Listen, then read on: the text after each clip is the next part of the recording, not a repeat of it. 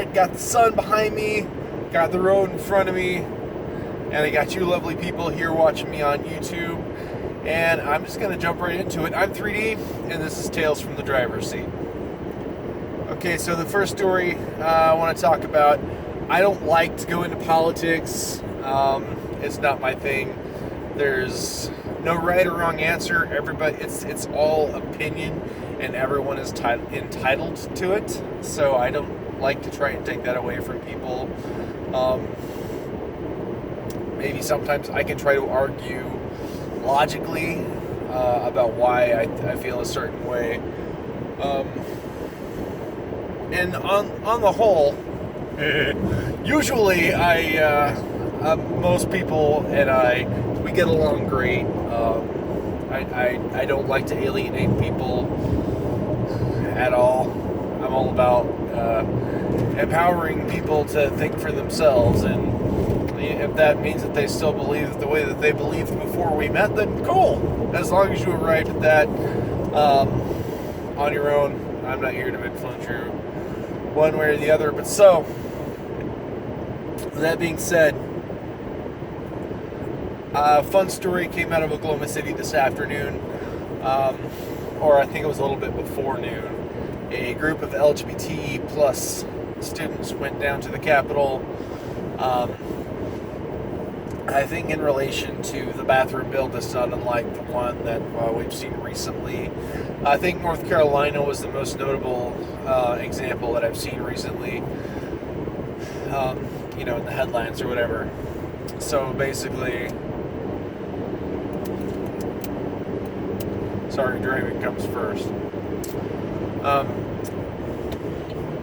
Basically, a statement was made by one of the staffers there that the pages would be allowed for the day to use the private restrooms that are usually reserved for, I guess, the legislators or what have you. But they would set restrooms aside for the pages to use because there would be cross-dressers in the building. And the way it was worded was kind of awkward. I thought that was hilarious, which is why I'm sharing it with you guys. I'll drop all that info down in the description and what have you. And then, and people started sharing it like all over my page. I first saw it from the director of the Equality Center in Oklahoma. His name is Toby Jenkins. I saw it on his Facebook page, so I shared it on mine. Later, I saw the same story shared by someone who had actually, the Tulsa World actually had picked it up, and someone had shared the story that they had posted on their website. So it was actually starting to pick up a little bit of steam, which I could tell pretty quickly, having been only the sixth person to share the exact same article from the source that I saw it from. So it was picking up a lot of steam, and then about 5 o'clock, or a little bit before that, I saw a statement from the Oklahoma State House Speaker, declaring that this was a unilateral statement issued by a single person, and that he had no input into the statement, and that nothing that was said or done had anything at all whatsoever to do with him, period. So he disavowed any knowledge of the statement. He disavowed having anything to do with calling transgender students, so these are like kids in high school. I hate using the word kids for people in high school because they're like adult light, sort of, but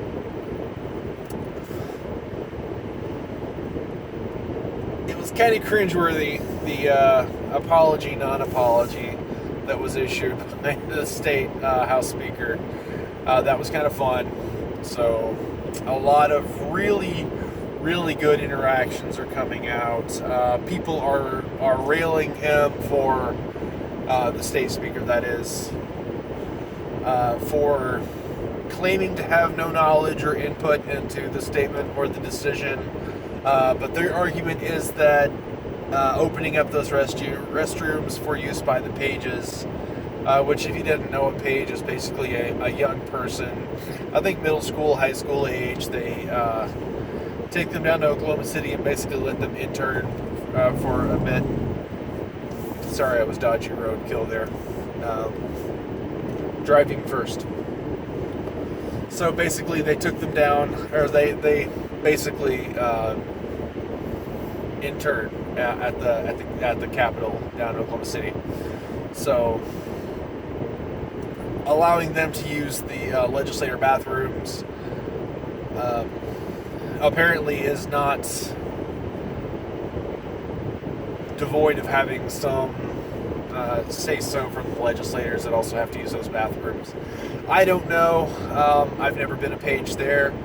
Maybe if someone has been a page in Oklahoma or maybe in your state, maybe you can share your story in the comments. But basically, people are saying that they don't buy his story, that he had nothing to do with that decision, had nothing to do with that statement. So it's been a lot of fun watching that develop throughout the day, and I will update this as much as I can, as much as is possible.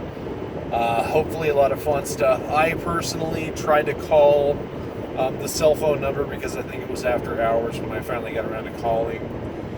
Nobody answered, but I did text my response to them while I was waiting on food. And we actually had a really nice, brief, yet cordial discussion. Well, not discussion. I was basically saying, hey, I'm sure you've gotten a lot of really hateful replies, but here's my 2 cents. So basically, I was thanked for being polite and basically just having a cordial conversation about it. Yeah, it pisses me off, but I understand this woman's mindset. I know why she said what she said. That doesn't make it right. It just means that I understand. Basically, in her mind, there are 2 genders. They are expressed biologically, and anyone who is dressing as the opposite gender is not identifying as that gender, but dressing like that gender, which would be cross-dressing. So I understand her use of the word. I still think it was belittling. I think it was ill-informed. I hate using the word ignorant, but it was ignorant what she said. So I understand, but it wasn't right. So I had to have that brief text conversation. And hey, if you are expressing your beliefs and your interests to your legislators, staffers, please be nice. Not every staffer believes as their legislator believes. They're just trying to do their job, and they catch a lot of hell, so please be nice. Play nice. That's my Oklahoma value. I was raised to be polite and to respect people. That's my Oklahoma value. That's what I embrace. Jesus Christ, that guy is driving slow as fuck. What was I saying? Anyway, other news. Look for us to start doing the paranormal podcast, or the Red Dirt Paracast, within the next 2 or 3 weeks. I'm anticipating, hopefully, it doesn't take too much longer. We've had an offer for someone to loan us a microphone so we can start doing that. Hopefully that pans out.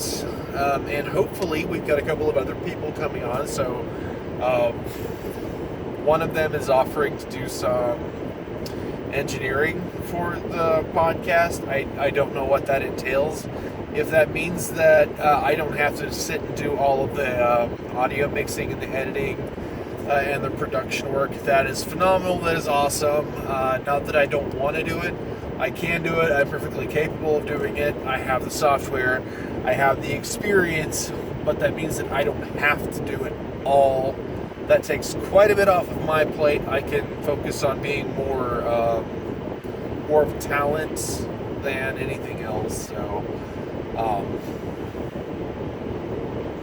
that's fantastic, and it works for me wonderfully. I love it. Anyway, that's pretty much it for that. Trying to think of anything else. I'm not coming up with anything. So basically, that's it. Check for the links. Watch for updates. Subscribe if you haven't done so thus far. Punch that subscribe button. Just don't break your computer screen. I'm not responsible for any damages. Ring that bell, because why the hell not? Everybody's doing it now. So that's basically it. I'm 3D. This has been Tales from the Driver's Seat, and I will see you next time.